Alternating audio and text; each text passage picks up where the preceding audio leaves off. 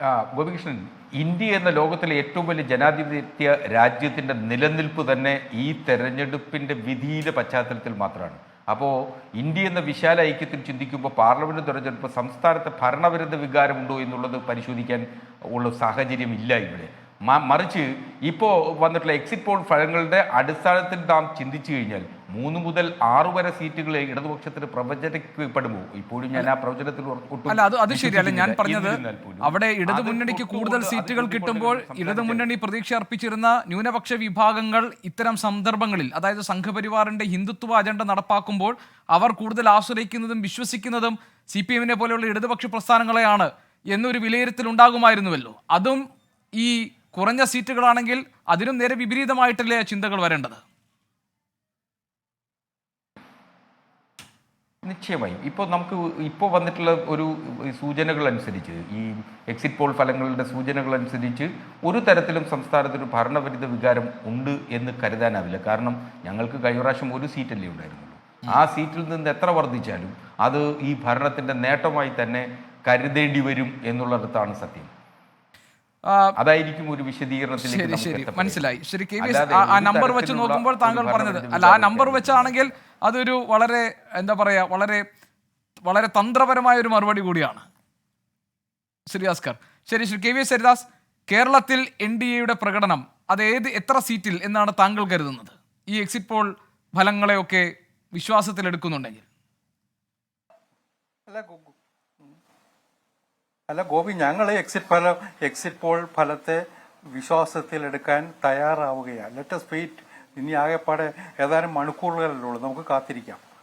മറ്റൊരു പ്രവചനത്തിന് ഞാൻ മുതിരേണ്ട ആവശ്യമില്ല. ഞങ്ങൾക്ക് ആത്മവിശ്വാസമുണ്ട്. We have that confidence. പക്ഷെ ഒരു കാര്യം കൂടി പറഞ്ഞ് ഞാൻ അവസാനിപ്പിക്കാം. ഇപ്പം എല്ലാവരും എക്സിറ്റ് പോളിനെ കുറിച്ചുള്ള ആക്ഷേപങ്ങൾ ഉന്നയിച്ചു, വിശ്വാസമില്ല എന്നൊക്കെ പറഞ്ഞു. 2014-ലും 2019-ലും കോൺഗ്രസ് തറ പറ്റിയത് രാജ്യം കണ്ടതാണ്. അന്ന് ആ പാർട്ടിയെ നയിച്ചത് ആരാണോ അതേ വ്യക്തി തന്നെയാണ് ഇന്ന് മുന്നിൽ നിൽക്കുന്നത്. ഞാൻ അതിനെക്കുറിച്ച് കൂടുതൽ വിശദീകരിക്കേണ്ട കാര്യമില്ല. വേറൊന്ന്, അദ്ദേഹത്തിന്റെ ഉപദേഷ്ടാവായിട്ട് ചമഞ്ഞ് നടക്കുന്ന സീതാറാം യെച്ചൂരി. CPM എവിടെ ചെന്ന് എത്തി എന്നത് യെച്ചൂരിയുടെ കാലഘട്ടം പരിശോധിച്ചാൽ മതി. അപ്പോൾ ഇന്ത്യൻ രാഷ്ട്രീയത്തില് നാഷണൽ പാർട്ടി എന്ന നിലയിൽ ചിഹ്നം സംരക്ഷിക്കാൻ അത്യധ്വാനം ചെയ്യേണ്ടുന്ന ഗതികേടിലെത്തിയ പാർട്ടിയുടെ നേതാവാണ് യെച്ചൂരി. ഈ തെരഞ്ഞെടുപ്പ് ഫലം നൽകുന്ന 2 സൂചകങ്ങളുണ്ട്. എന്റെ വിലയിരുത്തലാണ്, ഇവിടുത്തെ 2 ദേശീയ പാർട്ടികളുടെ കുഴിച്ചു മൂടിയ നേതാക്കന്മാർ എന്ന നിലയിൽ ചരിത്രത്തിൽ സ്ഥാനം പിടിക്കാൻ പോവാണ് രാഹുൽ ഗാന്ധിയും യെച്ചൂരിയും. അവര് അത്രമാത്രം അവരവരുടെ പ്രസ്ഥാനത്തെ തകർത്തിരിക്കുന്നു എന്നത് നാളെ ചരിത്രം കുറിച്ചു വയ്ക്കും, എഴുതി വയ്ക്കും. അത് അവരുടെ പാർട്ടിക്കാരുടെ പ്രശ്നമാണ്, രാജ്യത്തിന്റെ പ്രശ്നമല്ല. അവരുടെ പാർട്ടിയുടെ പ്രശ്നമാണ്, രാജ്യത്തിന്റെ പ്രശ്നമല്ല. പക്ഷെ എന്നാലും ചരിത്രം രേഖപ്പെടുത്തും ഈ 2 കാര്യങ്ങൾ. ദേശീയ പാർട്ടി ആവണമെങ്കിൽ എന്തെല്ലാം മാനദണ്ഡങ്ങൾ വേണമെന്ന് ഞാനിപ്പോൾ വിശദീകരിക്കുന്നില്ല, സമയപരിധി ഉണ്ടെന്ന് എനിക്കറിയാം. CPM-ന് അത് കിട്ടാൻ പോകുന്നില്ല ഇന്നത്തെ സാഹചര്യത്തിൽ. ശരി, കേരളത്തിൽ നിന്ന് വിജയിക്കുമായിരിക്കും. രണ്ടാമത്തെ കാര്യം കൂടി കേട്ടിട്ടെങ്കിൽ കാരശ്ശേരി മാഷ്ക്ക് ഒരു മിനിറ്റ് സമയം കൊടുക്കണം. രണ്ടാമത്തെ കാര്യം എന്താണ്?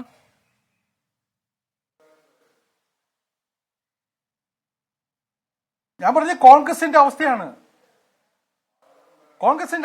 2 തെരഞ്ഞെടുപ്പിൽ ലോക്സഭയിലെ പ്രതിപക്ഷ നേതൃസ്ഥാനം കിട്ടാത്ത പാർട്ടി അതേ നേതാവിന്റെ കീഴിൽ 3ാമത്തെ തവണയും മത്സരിച്ച് ദയനീയമായ പരാജയം ഏറ്റുവാങ്ങുമ്പോ 2 പാർട്ടികളെ ശവപ്പെട്ടിയിലാക്കുന്ന തെരഞ്ഞെടുപ്പായിരിക്കും ഈ ജൂൺ 4. കാരശ്ശേരി മാഷ് പറയാനുള്ളത് കൂടി അത് ഒറ്റ കാര്യം ഞാനൊന്ന് സൂചിപ്പിക്കാം. അതായത് പ്രധാനമന്ത്രി നരേന്ദ്രമോദി ഒരു അഭിമുഖത്തിൽ പറഞ്ഞു, നല്ല പ്രതിപക്ഷം ഉണ്ടായില്ല ഈ 10 വർഷം, എനിക്ക് വ്യക്തിപരമായി ഉണ്ടായ ഏറ്റവും വലിയ വേദന ഒരു നല്ല പ്രതിപക്ഷം ഈ രാജ്യത്ത് ഉണ്ടായില്ല എന്നുള്ളതാണ്. ആ വേദന ആണ് പ്രധാനമന്ത്രി ഒരു അഭിമുഖത്തിൽ പങ്കുവച്ചത്. അതിന്റെ സാഹചര്യം ആ നിലയിലേക്ക് തന്നെ ആയിരിക്കുമോ പോകുന്നത്? മാഷിന് പറയാനുള്ളത് കൂടി.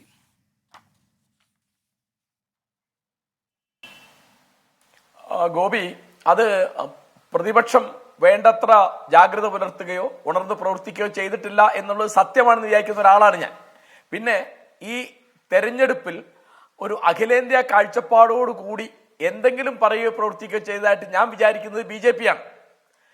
ഇവിടെ കോൺഗ്രസ് ആണെങ്കിലും DMK ആണെങ്കിലും CPM ആണെങ്കിലും തൃണമൂൽ കോൺഗ്രസ് ആണെങ്കിലും ഒക്കെ അതത് സംസ്ഥാനത്തെ കാര്യങ്ങളിൽ ഒതുങ്ങി നിൽക്കുക ചെയ്തത്. അതിന്റെ ഒരു പ്രകടമായ ഉദാഹരണമാണ് കേരളത്തിലെ ഇന്ത്യയിലെ ഒരേ ഒരു കമ്മ്യൂണിസ്റ്റ് മുഖ്യമന്ത്രി ഈ സമയത്ത് സിംഗപ്പൂരിലേക്കും ദുബായിലേക്കും ഒക്കെ ഉല്ലാസയാത്ര പോയി എന്നുള്ളത്. അദ്ദേഹത്തിന് കേരളത്തിന് പുറത്തൊരു വിഷയമില്ല എന്നുള്ള നിലയ്ക്ക്.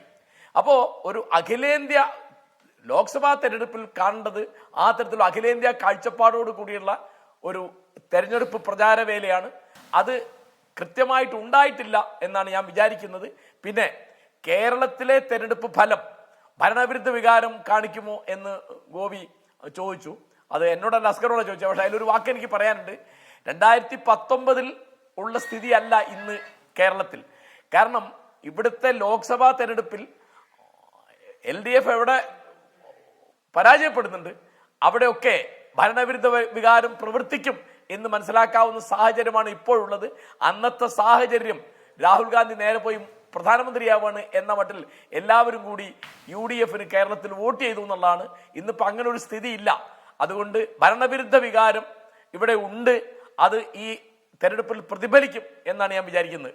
ശരി, ഏതായാലും എക്സിറ്റ് പോൾ ഫലങ്ങൾ വന്നു കഴിഞ്ഞു. അതിന്റെ അടിസ്ഥാനത്തിലായിരിക്കുമോ യഥാർത്ഥ ഫലം സംഭവിക്കാൻ പോകുന്നത്? അതിനോട് ചേർന്ന് നിൽക്കുന്ന തരത്തിലായിരിക്കുമോ? അതല്ല നമ്മളെല്ലാം അത്ഭുതപ്പെടുത്തുന്ന മറ്റൊരു ഫലമാണോ ഇന്ത്യൻ ജനാധിപത്യത്തിൽ കാത്തുവച്ചിരിക്കുന്നത്? അത് നമുക്ക് 4-ാം തീയതി അറിയാം. ഈ ചർച്ചയിൽ പങ്കെടുത്ത എല്ലാ അതിഥികൾക്കും നന്ദി. വിധി ദിനത്തിൽ 24 മാജിക് ജൂൺ 4-ാം തീയതി ചൊവ്വാഴ്ച രാവിലെ 5 മണി മുതൽ 24-ൽ.